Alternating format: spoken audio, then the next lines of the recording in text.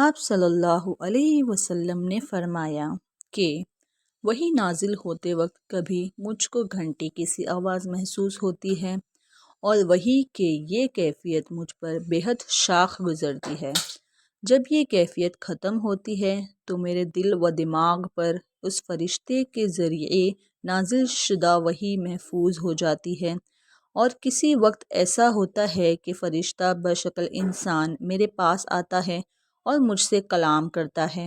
پس میں اس کا کہا ہوا یاد رکھ لیتا ہوں۔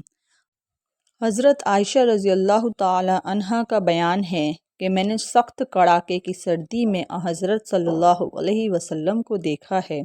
کہ آپ صلی اللہ علیہ وسلم پر وحی نازل ہوئی، اور جب اس کا سلسلہ موقوف ہوا تو آپ صلی اللہ علیہ وسلم کی پیشانی